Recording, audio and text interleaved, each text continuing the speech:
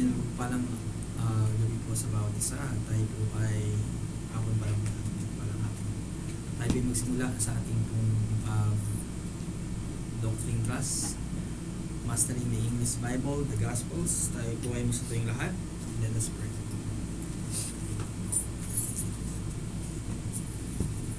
Purihin ka, Panginoon, sa gabing ito, sa hapon ito. Kami ay binalik niyo po para po kami magpatuloy sa pag-aaral, to strive for for more knowledge sa inyo pong salita, sapagkat nararapat na kami bilang inyong mga anak ay lumago sa kaalaman patungkol po sa inyo, patungkol sa inyong pong character, sa inyong attributes, higit sa lahat patungkol sa inyong pong eternal plan. At nais po namin himay-himayin ang mga bagay na ito in such a way na maintindihan po namin ang inyong pong kalooban at kung ano po yung mga nag-transpire in history when it comes to the life of Christ na ibinuhay niya when He was on earth, at sa kanya pong earthly ministry ay magawa po namin maintindihan din naman kung ano po yung mga purpose nito. Higit sa lahat is lagi po namin tatandaan that the central theme of the Bible is about the preeminence of Christ. So dahil dito ay nararapat lang na intindihin po namin kung ano po yung mga nangyari sa buhay ng aming Panginoon na siyang magsisilbing example namin, at ma-refute po namin yung mga tinatawag na false doctrine, at magkaroon kami, Lord, ng kalinawan sa mga tanong na hindi malinaw, at bigyan niyo po ng wisdom mga Lord ma-explain po ng dito, hindi po according to my own opinion, hindi according to what the Bible says. And kapag naipaliwanag, sa pagpapaliwanag ay bigyan niyo rin po ako ng kakayahan na maintindihan po ng bawat isa.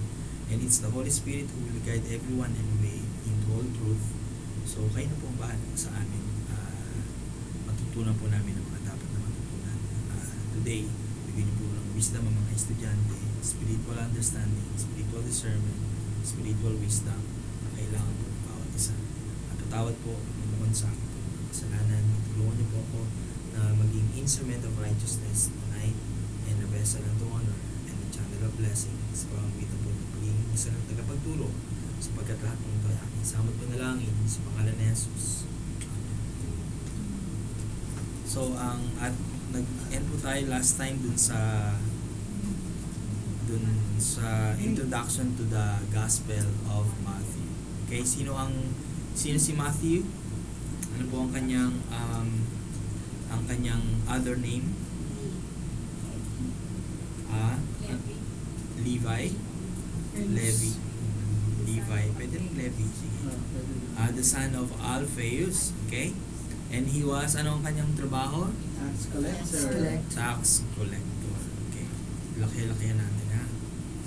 Hindi niya nakikita yung comment ko. Hindi niya nakikita masyado. Hindi po makikita. Okay. Hindi po may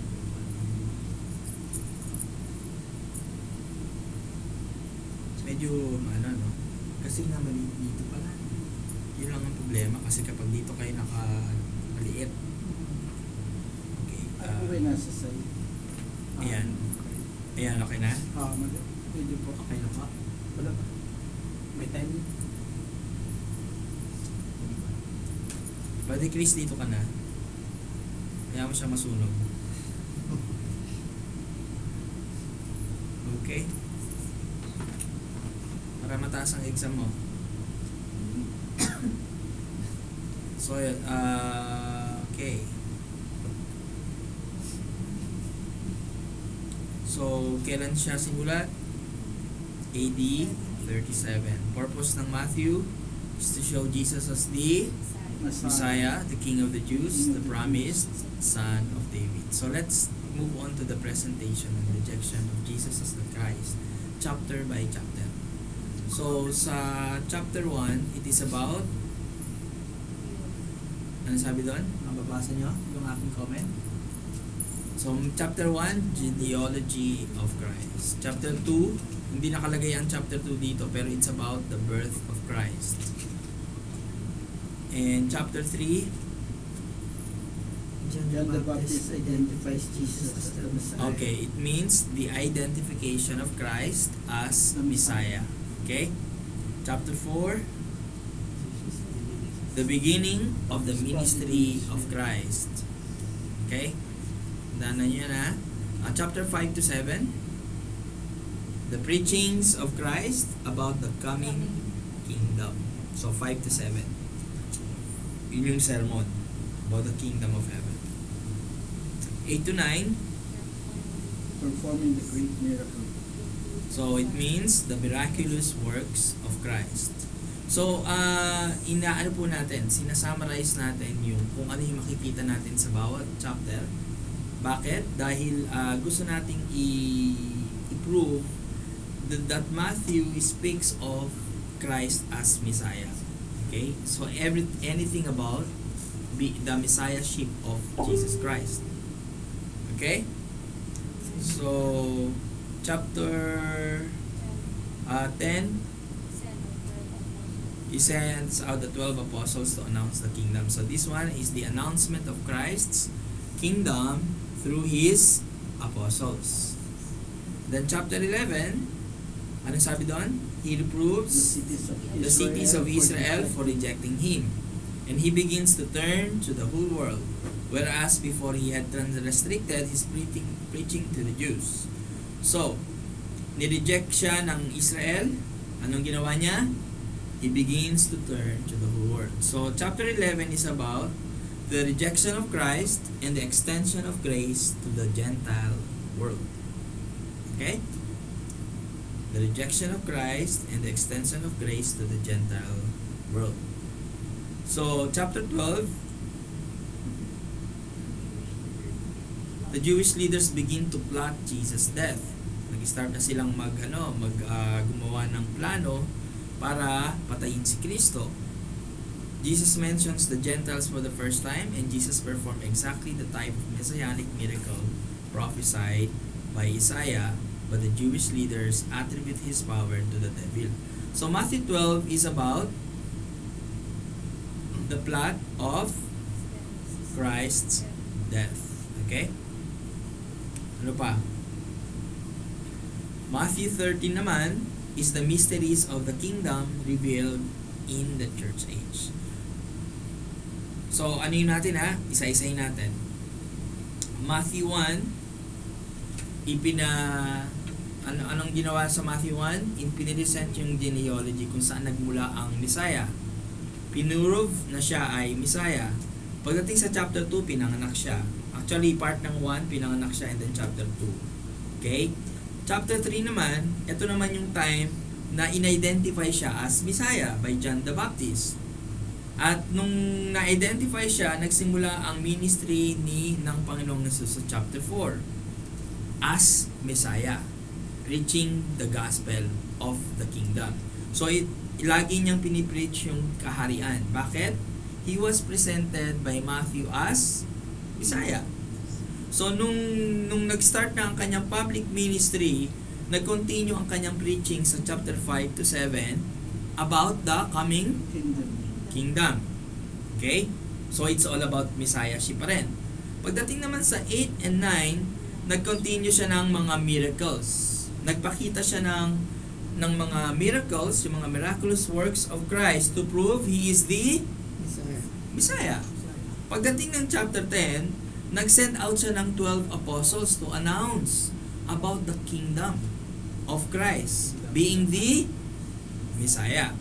Pagdating ng chapter 11, nireject siya ngayon. After everything, merong miracles, piniresent si John the Baptist si Jesus Christ as Messiah and everything, pero nireject siya ng Israel.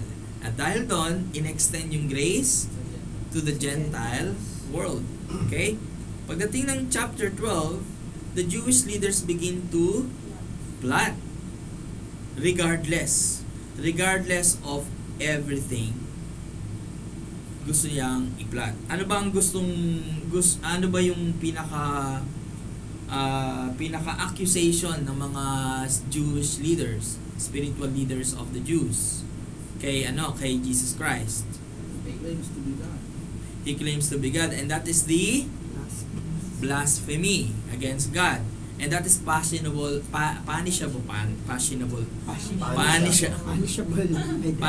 by death penalty. So, pag death penalty during that time, ano yun? Crucifixion. It's crucifixion. Okay, it's the most shameful and the ultimate verdict na ibinibigay sa isang nagkasala. Okay? At ang grounds nga for that is yung ginawa ni Jesus Christ, claiming himself to be the King, the Messiah. Okay, Matthew 13. So, dahil doon na nireject siya, Jesus begins to hide the truth. Kaya meron tayong tinatawag ng parable of the mysteries of the kingdom. At yung mysteries of the kingdom na ito, i-describe yung tinatawag na church age. Okay? And then, he is rejected by his own hometown, Nazareth, and his own family. Okay? Matthew 14, the rejection of the testimony of John the Baptist about Christ. Sana po yung parable sa A parable of the mysteries of the kingdom. Yun yung sinabi sa Matthew 13:10-16. And then, sa Matthew 14, ito naman yung nireject nila yung testimony ni John. So dahil nga sa nireject yung testimony niya, John the Baptist is put to death. Okay? And ano yung committed ng ano yung sin na kinumit ni Herod? Adultery. So it was a rejection of John's testimony about Jesus as the Christ. At yung rejection na to was even prophesied. Okay? In Matthew 15, Christ, ginawa niya, nilive niya yung Israel. So Matthew 15, the miraculous works of Christ outside Israel. So, in his own hometown, is nagawa niyang i-present ang sarili niya, i-identify ang sarili niya, nag-preach siya about the kingdom, at dineclare niya ang sarili niya as the king, pero he was being rejected by the Pharisees. What made the Jews reject him? What were they expecting about the Messiah? It will come in kingly apparel. Yes, bakit? Kasi ang pagkakaalam nila, it should come after the lineage of David. the King David. Okay? Pero saan ba nanggaling si Jesus Christ? For the lineage of David. Hindi, paano niya ba pinipresent ang sarili niya nung dumating siya sa mundo? Mababa. Sa Book of Mark, sa Gospel of Mark, he presented himself as a servant. Siya ang king, pero paano siya pinanganak? Sa sabsaban. Away in a manger. Diba? Kumbaga, this is the lowest way on how to give birth to a child. Wala siyang mapaglagyan. Nung time na yun, walang gustong umangkin sa kanila at kupkupin yung bata at bigyan sila ng maayos na lodging. Diba? Na board and lodging. Wala, diba? Sino ang naka-witness nung time na yun? The shepherds. The shepherds. Diba? So, and then, lumaki siya as what? As a son of a carpenter. Hindi naman siya son of an elite or son of a rich man or something. Hindi. So, masyado nilang minaliit si Kristo. Pero, ang pinapakita ni Kristo doon is, though He is the King, but being a perfect man who needs to set an example to us, yung external way on how to become a king is it should be set aside. Hindi yun ang pinipresent ni Kristo sa kanya sarili. Okay, anong sabi dun sa Philippians 2:5-8? Sabi ron, Let this mind be in you, which was also in Christ Jesus, who being in the form of God, thought it not robbery to be equal with God, but made himself of no reputation, and took upon him the form of a servant, and became obedient unto death, even the death of the cross. Tama? Diba? So, yun. So, sa Matthew 21, tandaan natin, hindi pa to yung total details or total survey of Matthew. Ang ginagawa natin, sinasummarize natin yung mga chapters, majority of the chapters that present Jesus Christ as Messiah. So sa Matthew 16, this is the establishment of the Church of Christ. Okay? And sino ba ang unang membro ng Church of Christ? Sino ang mga unang miyembro ng Church of Christ? The Apostles. Sabi dun sa 1 Corinthians 12:28. Basahin po ni Brother Carlo. 1 Corinthians 12:28. 1 Corinthians 12:28.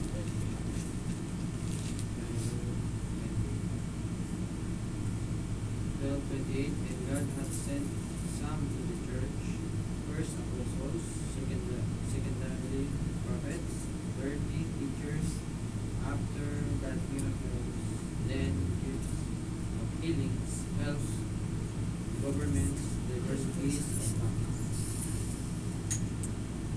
Okay, so Ito yung gift ng mystery. ano sabi doon? Ay, wag dito, sorry.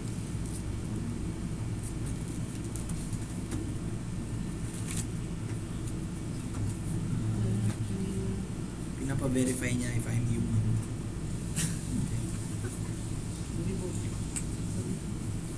Tama, hindi po. I'm a royal priesthood. Hindi po. Nagpalit tayo ng ano natin yun. So, 1 Corinthians 12:28. And God had set some in the church, ano daw? First apostle. So, yung pinaka-first set of the membership sa church ay yung apostle nung sila ay tinawag. Kailan sila tinawag? Anong chapter yon? Matthew chapter 10. Matthew chapter 10. Okay? So, bakit sinasabi dito na sa Matthew 16 in-establish ang church? Ano yung nangyari dun sa Matthew chapter 10? Calling of the apostles. Ano yung calling? Ano yung pinaka-particular instance o yung ano yung ginawa ni Kristo prior to the establishment of the church nung tinawag niya ang mga apostles? Sino ba 'tong mga apostles na to? Sila yung Disciples. sila yung mag-officiate. Sila yung inorganize ni Kristo as the first set of members of the church. Bakit? Ano ba ang pinapagawa ni Kristo sa mga apostles? Sabi dun sa Matthew chapter 12, sabi ron, Matthew 10, He sends out the 12 apostles to what? To announce the kingdom. To announce the kingdom. And what is announcement of the kingdom? That is the Great Commission. And what is the Great Commission?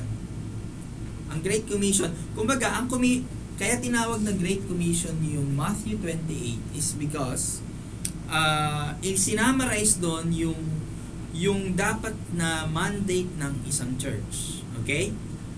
Pero actually, nag-start ng gawin ng mga apostol ang commission directed by Jesus Christ nung the time na sila ay tinawag. So nag-start na yung works or the ministries of the church when apostles were being sent out to announce the kingdom and to perform miracles. What is the purpose of miracles? For the Jews who seek signs. For the Jews to seek signs. For the Jews to believe through all these signs. But it was prophesied that regardless, Jesus Christ will still be rejected. Because of that, Jesus Christ turned Himself to the world to extend His grace. But does it mean na nung time na dumating si Kristo ay dun lang na-save ang mga Hentil? No, because the way of the Lord when it comes to salvation is still salvation by grace. It is still by grace. Nangyari yan dun sa mga forefathers in the faith. Si Abraham, he was counted for righteousness. Si Abraham, si Isaac, si Jacob, si Joseph, and everyone else who actually got saved were saved by grace. But there were also Gentile people who got saved. Sino yung mga yon? During the Old Testament? During the Old Testaments. Sino yung mga instances, yung mga example of those Gentiles who got saved? Samson. Si Rahab. Samson? Ezra. Samson is ano? Ha? Si Ezra. Si Ezra is ano? Alam ko Diyos si ano yun. Isa yung Di ba? Merong mga may mga Gentile converts pa rin during that time. Kumbaga ang Diyos ay hindi niya nilimit. Bagamat ang Israel is a chosen nation, but He doesn't limit His grace just to the Jews.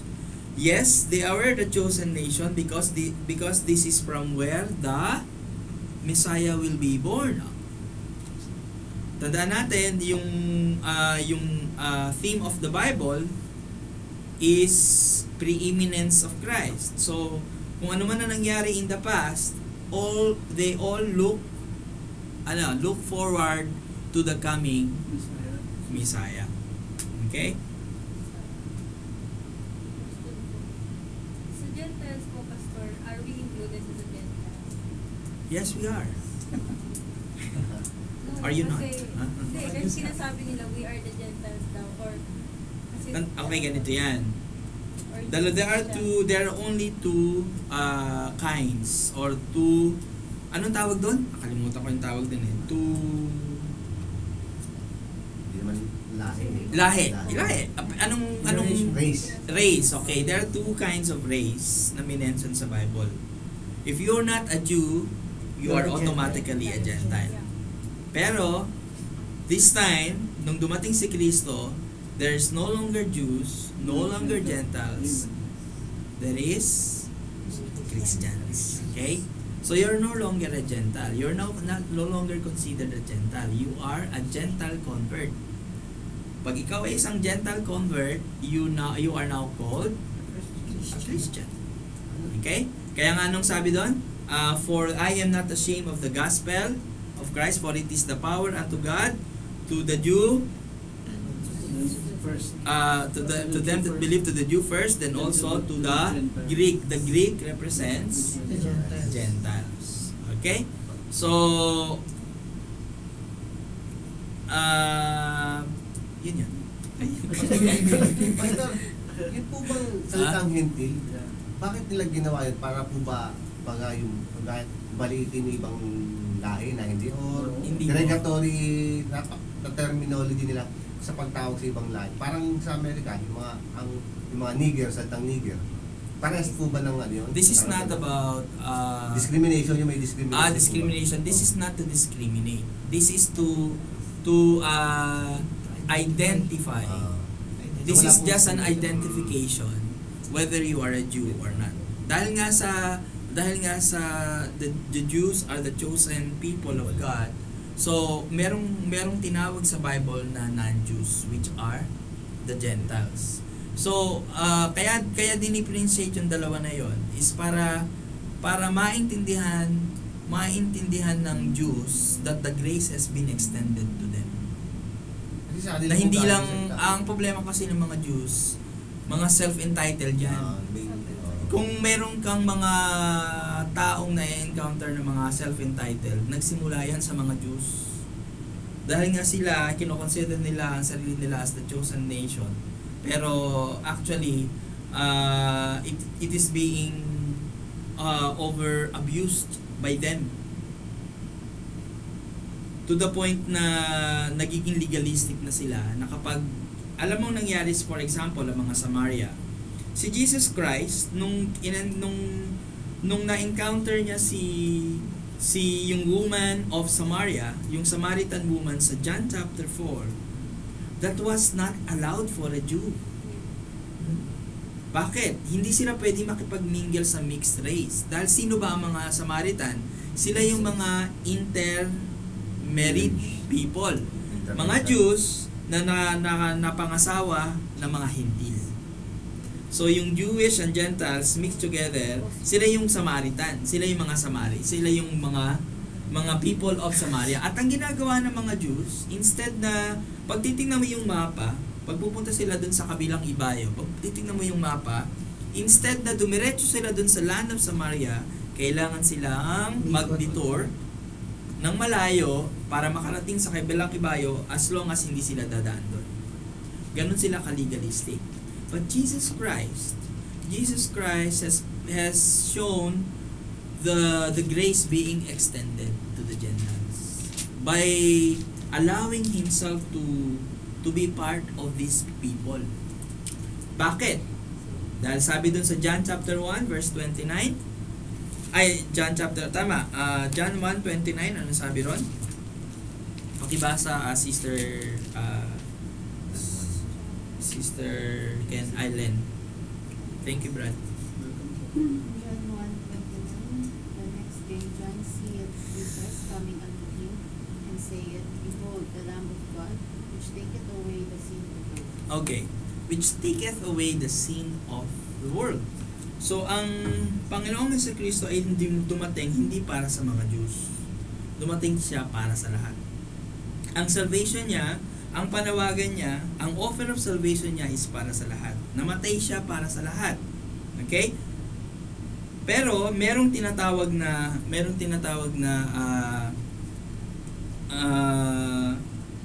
the election of God according to God's calling. Yung sinabi dun sa many have been called, but few are chosen. Bakit? Dahil maraming makakarinig, maraming naka-witness. Yun yung time na maraming na-witness, maraming naka-witness ng ginawa ni Kristo.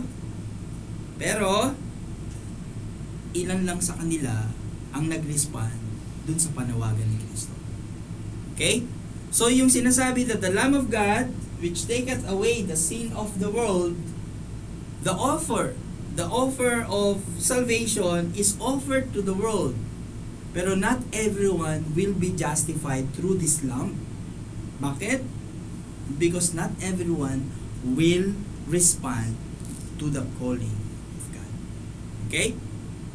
So, Jews ka man o Gentiles ka man, if you don't believe in the Lord, anong sabi dun sa Romans 10:13?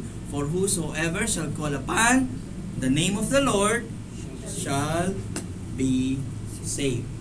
So, ang Panginoong Jesucristo ang nagtanggal ng separation between the Jews and the Gentiles. There is no longer race when it comes to salvation. Okay? Kaya meron ding mga Jews na Christian, may mga Jewish Christians, I believe, na nagpo-proclaim ng gospel of Christ. Meron sa ngayon na mga few of them na naniwala kay Kristo, na na-witnessan and then na-save. So possible 'yon. Jew sila, pero ngayon Christian na sila. Tinanggal na ng Panginoon yung pagka-Jew mo o pagka-Hentil mo. 'Yun ang biyaya ng Diyos. So Matthew 22, Christ gives the parable of the marriage feast, which describes the preaching of the gospel to all men. So the preaching of the gospel of Christ through parable sa Matthew 22. Okay, at 21, parang ginano ko. Matthew 21, sa Matthew 21, merong misconception or misperception, wrong conception about Jesus Christ. Kino-consider nila si Jesus Christ ng mga Hudyo as a mere prophet. Sino yung grupo ngayon na kino-consider si Jesus Christ as a prophet? Mga M. Mga M. Diba? Hanggang ngayon, ginagalang nila si Kristo actually. At alam nila na si Kristo ay darating according to their book. Pero they only consider Jesus Christ as a prophet. Hanggang dun lang. So, tinanggap ng mga tao si Kristo na prophet na naggumagawa ng miracles, nagpapagaling ng mga sakit, bumubuhay ng patay, di ba? Pero hanggang prophet lang. Ayaw nilang tanggapin yung presentation ni Jesus Christ and identification ni Jesus Christ sa sarili niya as the Messiah. Sapagkat hanggang ngayon, yan ang problema ng mga Hudyo. Kung bakit sila ay nananatiling Jew at hindi sila nagiging Kristiyano is because they keep on rejecting the gospel of Christ. The gospel of salvation. What is the gospel? That Jesus Christ died, was buried, and resurrected after 3 days for our sins, according to the scriptures. Until now, yung klaseng gospel na yan, hindi sila naniniwala. And pag tinignan mo yung last portion of the Gospels, is nakita niyo yung conspiracy na nangyari. Yung itinago nila yung katotohanan. Sino yung mga kasabot nun? Yung mga high priests at saka yung mga sundalo. Panilabas nila na ninakaw ang katawan ni Kristo. Pero hindi nila alam na merong mga witnesses. Ilan ang witnesses na sinasabi doon sa Bible? Ang dami, di ba? Mga around 500 yata yan or something, di ba? See? Pero, anong tawag dito sa mga tao na to, na mga ayaw maniwala kay Kristo? Antichrist. Antichrist in that sense, dahil ayaw nilang maniwala kay Kristo. Bukod dun sa the Antichrist na sinasabi na darating during the tribulational period. Okay, pero ano yung basic, ano yung tawag dito sa mga tao na to, na bakit kahit anong gawin ni Kristo, is, sila, ayaw pa rin nilang maniwala. Dahil, they were being blinded. Yun yung sinasabi dun sa 2 Corinthians 4:4. Preacher, pakibasa ka. 2 Corinthians 4:4.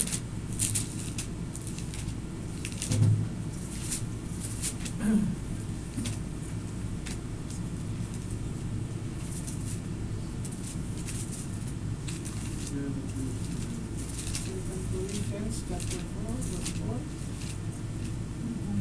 In whom the God of this world had blinded their minds of them which believe not this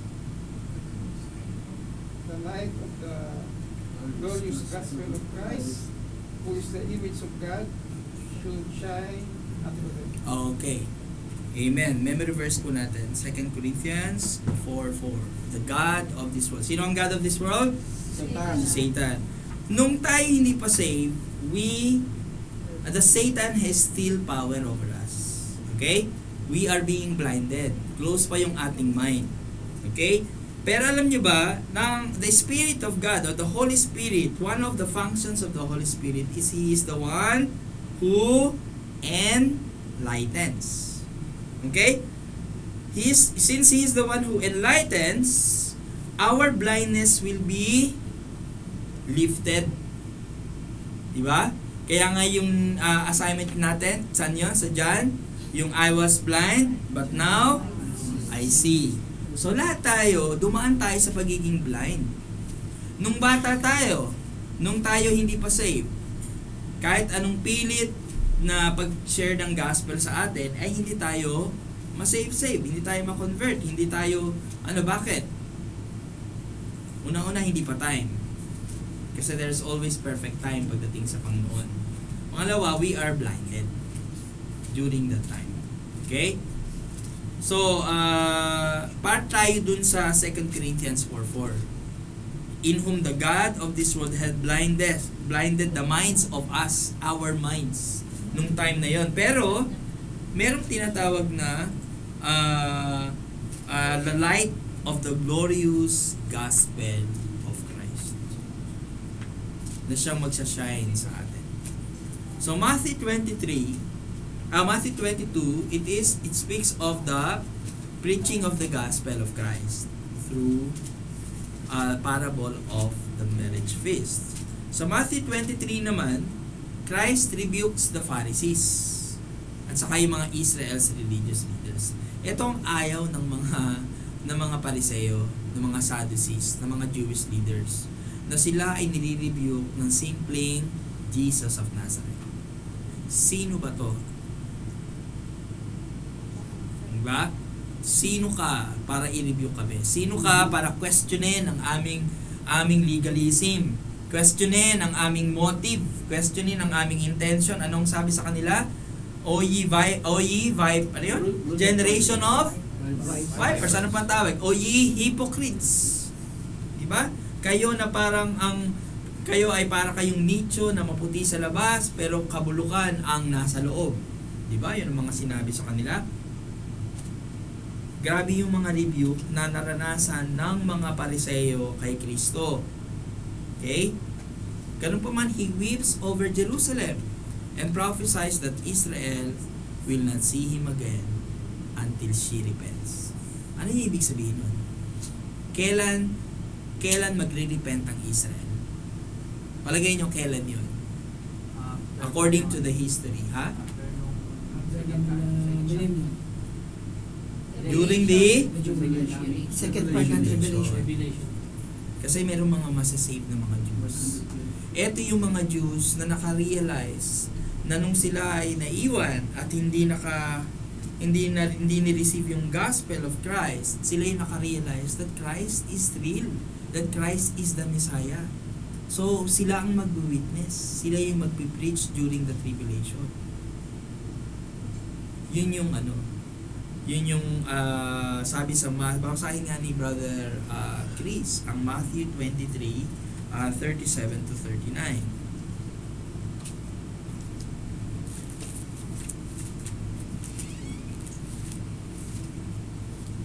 Matthew 23, 37, 37 to 39. 37, 39. O Jerusalem, Jerusalem, thou killed the prophets and stoned them which are sent unto thee. 23. 23. Tama po ba? Yes, tama po. And afterward they have gathered their children together, even as he gathered his Dadahan. Or chicken. chicken under his wings. Air wings. Her wings. Dahan-dahan and lang he para... would not. Okay. And behold, your house is left unto you desolate and Desolate. desolate. And for I say unto you, ye shall not see me henceforth, till ye shall say, blessed is he that cometh in the name of the Lord. Yun. Okay? Dahan-dahan para wala ka nami-miss na word. So, ano sabi doon sa dulo? Ye shall not see me henceforth, till ye shall say, blessed is he that cometh in the name of the Lord. Darating ang time, sasabihin nila sa sarili nila, blessed is he that cometh in the name of the Lord. Sino yung Lord? Jesus Christ. So, maniniwala sila. So, pero ye shall not see me again until that time. Okay? Parang, sige, na-miss nyo yung opportunity for you to be saved. Okay? Pero darating ang time. Ano sabi doon? Ano ba yung alam niyo yung Ephesians 1:10, in that the dispensation of the fullness of times he might gather together in one all things in Christ. All things in Christ, both which are in heaven and which are on earth, even in him. Ito yung ang connection nito ay dun sa sinabi dun sa Philippians chapter 2 verse 11 yata yon, that every knee should bow and confess that Jesus Christ is Lord. Kailan mangyayari yan? During the millennial reign of Christ. Yung pagiging Lord ni Kristo rito is yung pagiging King niya. The millennial King. Sa ano nga yun? Saan yun? Philippians chapter 2 verse 10, sabi dito, that at the name of Jesus every knee should bow, of things in heaven and things in earth and things under the earth, Na even those things under the earth, na yung mga nasa impyerno, ay ano? Ay magbabaw at luluhod. Ano sasabihin? And confess, and that every tongue should confess that Jesus Christ is Lord, to the glory of God the Father. Okay. Going back to the dun sa unang part ng ating pinag-aralan. What is the purpose of the four gospels? Is for the full revelation of Jesus Christ. Okay? Pero before that, merong tinatawag na ano 'yon? Number 1, the gospels continue what? The further revelation of God's eternal plan. So part of the eternal plan of God is for every tongue to confess Jesus Christ as Lord. So simula pa lang ang gospel. Nung dumating si Kristo presenting Himself as the Messiah, bagamat ni-reject siya ng mga Jews, pero darating ang time during the tribulation, is tatanggapin si Kristo. Not all the Jews, there is certain number which is 144,000 Jews. Okay? Yan ang prophecy. Pero darating ang time during the millennial reign of Christ that every tongue should confess that Jesus Christ is Lord. Yan yung eternal plan of God. And what is the eternal plan of God? Yung sinabi dun sa Ephesians 1:10. There is what you call dispensation of time. And we are at the dispensation of grace. We are now under the grace of God. We are under the grace period. Kaya nga, pagkakataon na natin na mag-share ng gospel. Para nang sa ganon, part ng grace ay yung ating pamilya, mahal sa buhay, mga kaibigan, at kung sino man yung ating pwedeng maakay sa church. And the church is the instrument na gagamitin ng Diyos to what? To extend the grace to those who haven't been shared with the gospel.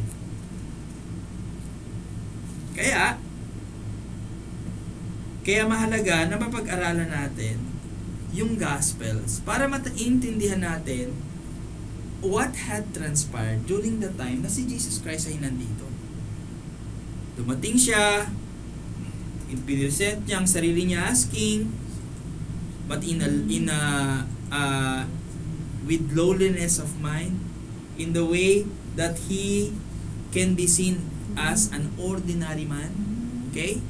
Pero nung nagsimula ang kanyang public ministry, every Jewish leader, what?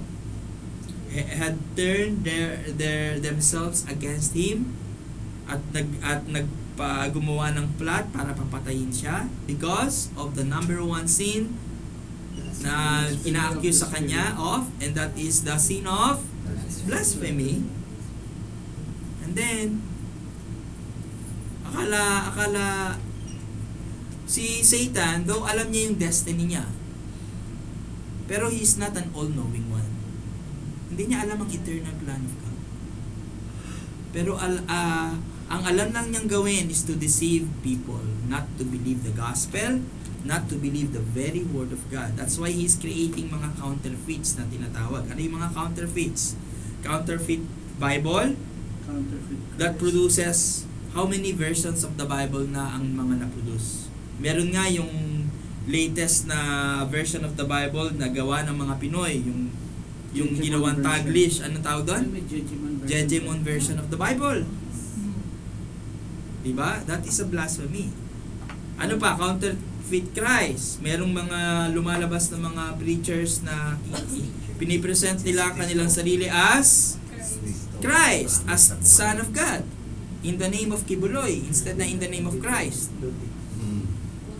Diba? Ano pa? Counterfeit members.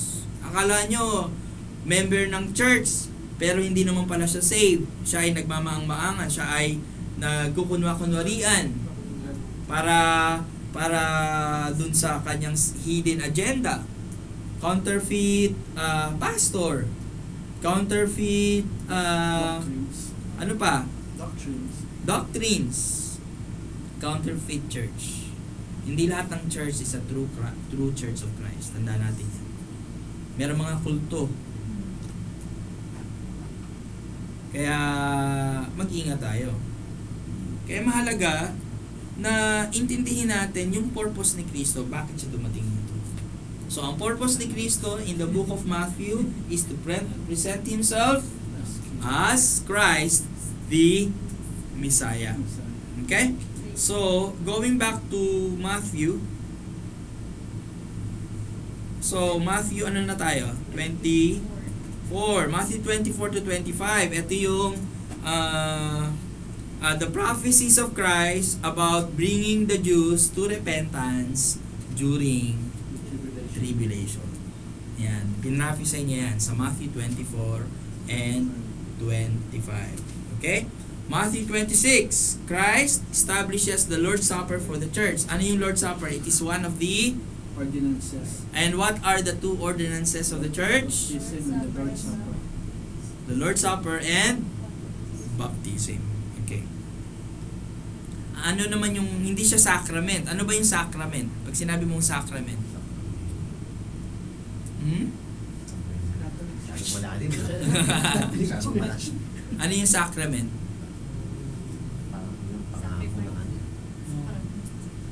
Ceremonial sacrifice that could be part of your Salvation. salvation.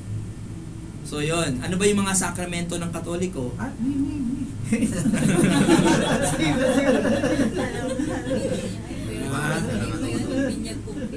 O mga ganun, di ba? Na dapat daw hindi ka, kumbaga magiging tiyanak ka pag hindi ka nabinyagan. Okay? Magkakasakit ka kapag ikaw yung ano.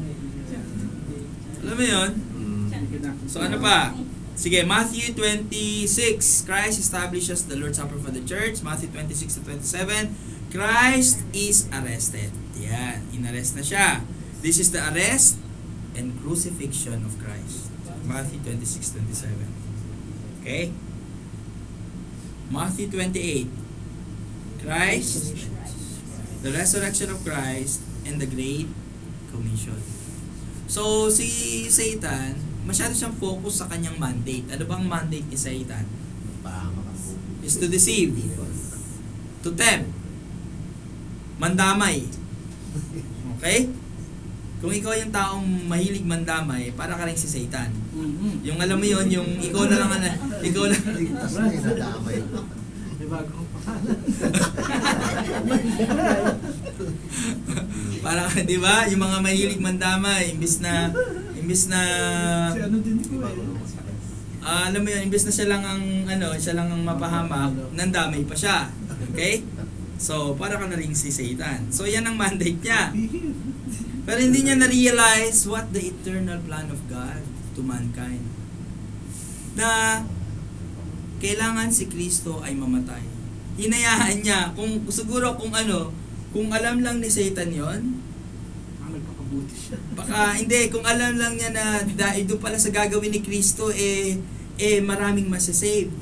Okay? Kailangan sana niya. Tinry din po niya, di ba? Tinry niya, pero dapat binawal niya yung mga nagsabi na crucify. Kasi sino ba ang nagpa-crucify kay Kristo? Was it the Roman governor? Naghuhugas kamay nga sila eh. Naghuhugas kamay si Herod. Naghuhugas kamay si Pontius Pilate. Ang ginawa niya, sige, kunin natin si Barrabas. Sino ang pipiliin nyo? Isang magnanakaw o isang sinasabi niyong blasphemous? Sino ang pinakrucify? Si Kristo. Kala ni si Satan nakaisa siya. Pero hindi mo madadaya ang Diyos. Tandaan natin, God is sovereign. Akala ni Satan is yung kanyang, alam mo yun, nung he was being cast out to hell with the 1/3 of the angels. is sa sarili niya, siya kasi yung author of bitterness na tinatawag eh. Dahil bitter siya, yan. Bitter Kailan ko siyang kapwa. nakilala. O, so yung mga bitter, gawain din niya ni Satan. Okay? So pag bitter ka, ang gagawin mo, mandadamay ka ngayon. Kasi bitter ka eh. Bitter naman. Okay? Bitter pa. Was na. Bitter of am. Nawawala tuloy ako sa inyo eh. Ano ba sasabihin ko? Bitter po. So bitter ka, dahil nga sa bitter ka, mandadamay ka, ang gusto mo is lahat ng tao na kinreate niya ay mapunta sa dagat-dagatang apoy. Okay? So, yun yung sinasabi ni preacher kanina na we deserve hell because of our sins. But because of God's grace, tayo na mga few na mga naniwala, nagtiwala, tumanggap kay Kristo, tayo yung sinasabing narrow is the gate that leads to destruction. Wide is the gate that leads to destruction, narrow is the gate that leads to life. So isa tayo dun sa mga sumunod dun sa path to life. Okay? So akala ka siguro ni Satan is ano tawag dito, yung feeling ba na siya ay nanalo sa laban. Okay? Which is hindi. Dahil sa alam niya yung kanyang destiny at pupuntahan. At wala unforgivable na siya eh. Kasi pinili niya yung path of darkness eh. So ang talagang role lang niya is mandaya at mandamay. Okay?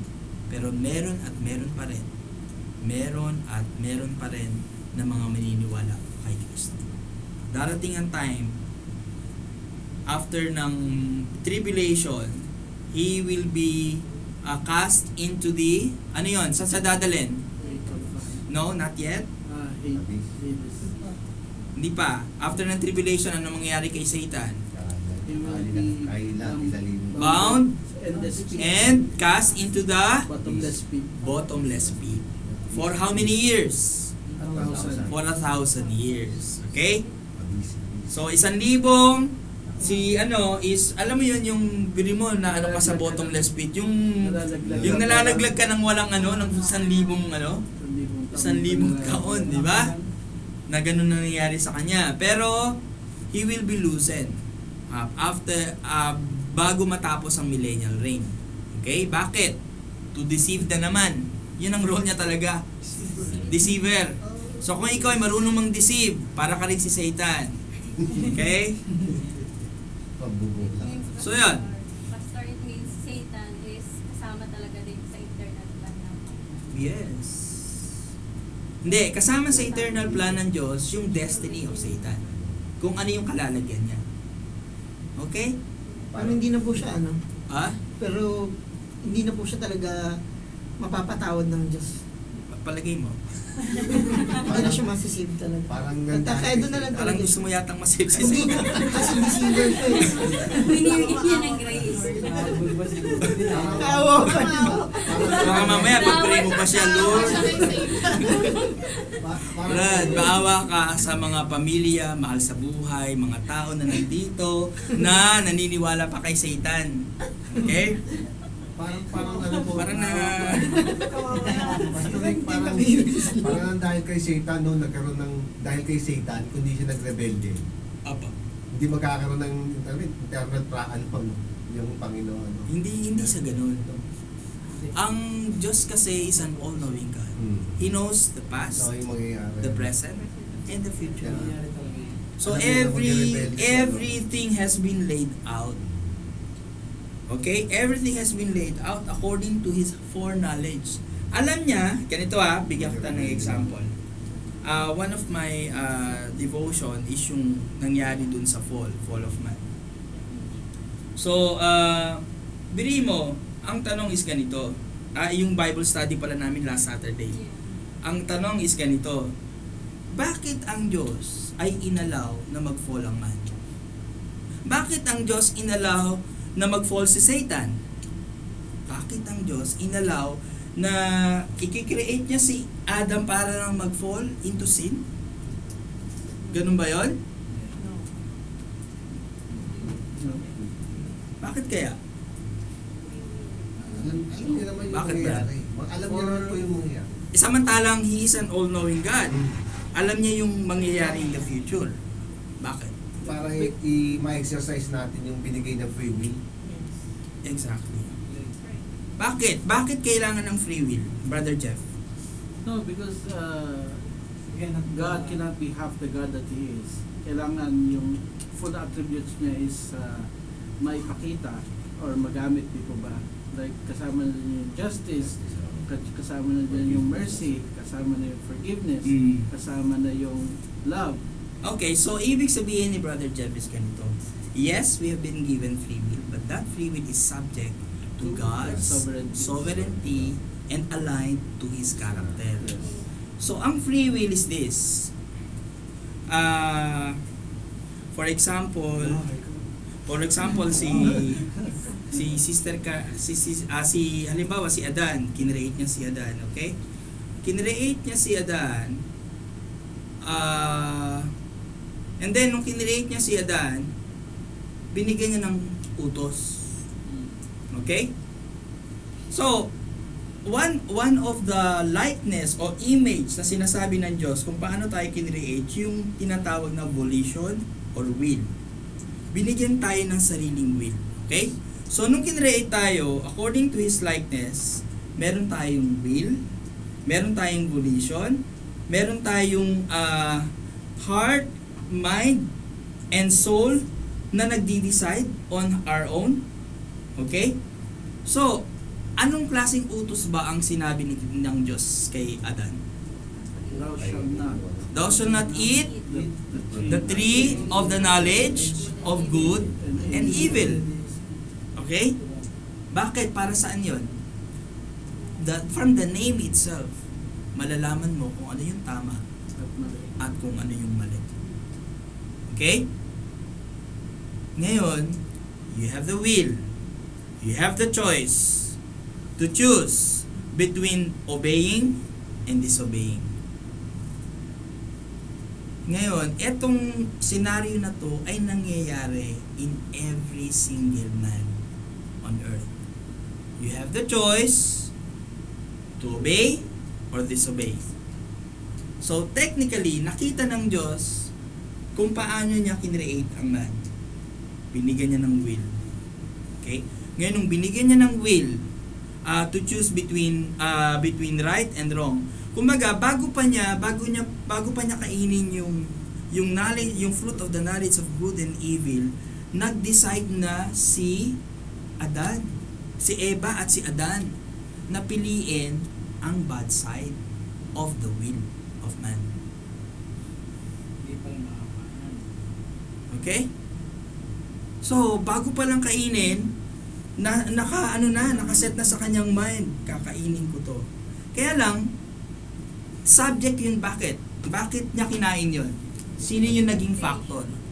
Serpent. Yan, that is the role of Satan. To deceive again. He is the deceiver. He is unforgivable. Hindi na siya pwedeng mapatawad, Brad. Kaya ang lesson, wag ipag-pray si Satan. Okay? Wag makawa. Okay ngayon. Ako na sa prayer list natin sa relative. Okay? So ang Diyos, ganito. Kinreate tayo. He is our maker. We are the creatures. Ang main purpose ng Diyos, kaya tayo kinreate, is number one is to have fellowship with Him. Amen. Of all creatures, kanino siya nakipag-fellowship? Kay Adan. Tama? Yes. Nawala yun. Because of what you call exercising the will given by God Himself. Binigyan kita ng utos, sinuway mo ko. Because of that, meron kang free will, pero that free will is always under my sovereignty. Subjected ka sa Subjected ka ano, dun sa ano. sa rule yung Hindi yung ang Diyos kasi, it should be aligned with His character. Halimbawa, halimbawa anak mo si Andy. Okay, alam mo ba, anak mo si Andy. Binigyan mo siya ng free will to choose. Gagawin niya lahat. Okay? Eh, wala kang kwentang ama. Dahil wala kang kwentang ama, hinayaan mo siya. Hinayaan mo siya na gawin ang lahat. Ano nangyari? Tingnan mo, naniwala kay Satan.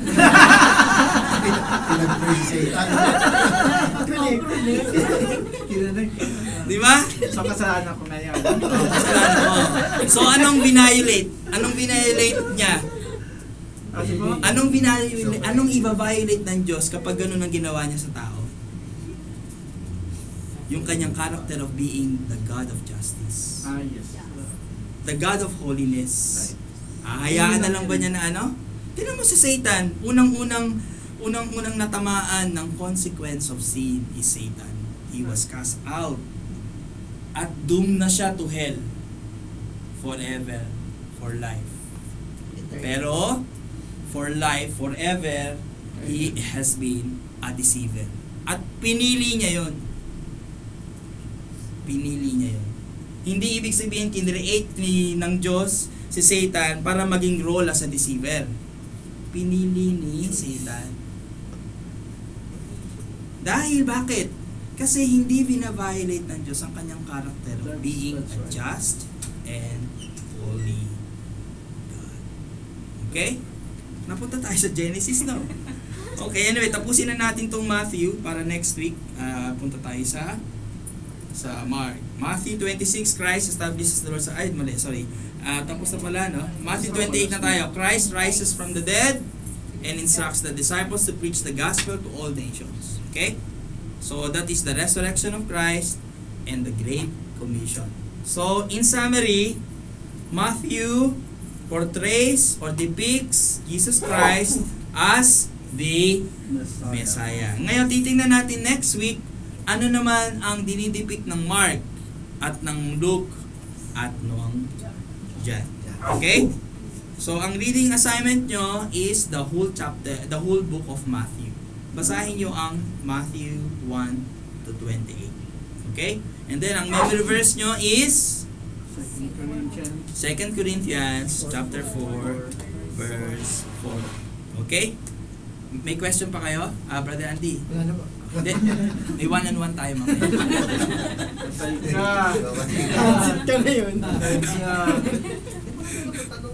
Hindi, tama lang yan. Maganda rin yung nagtatanong. Amen? Okay, tayo lutuin lahat at tayo muna. Ayan.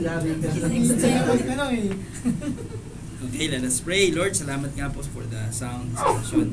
At kami po ay tunay na nakikita namin ang inyo pong pagkilos sa amin sapagkat ngayon po namin naiintindihan yung pong eternal plan na meron kayo. At marami pa kaming dapat na malaman about your eternal plan. At kaya nga po kami ay magpapatuloy. Ang bawat isa ay magiging committed sa pag-aaral ng inyong pong salita. Dalayan ko nga po ang inyong pong basbas sa bawat estudyante, magkaroon po ng commitment, lalo po patuloy na mag-aral ng inyong pong salita. Kayo po Panginoon ang aming tinataas, kayo po ang aming dinadakila sa hapong ito, at i-bless nyo nga po ang mga natitira pang oras at higit sa lahat yung aming pong second part of our service for today, at bless nyo nga po ang every part of the program, maging ang pangangaral ng inyong pong salita. At salamat Lord for everything. Ito po aming samot panalangin at dalayan ko rin po yung aming pong pagsasaluhan, magsilbing karakasan po ito para sa aming katawan. Ito po aming samot panalangin sa pangalan ni Jesus. Amen. Amen. Okay? Brad, baka mamaya may kumalabit sa'yo ha. Sabihin na ano ha. May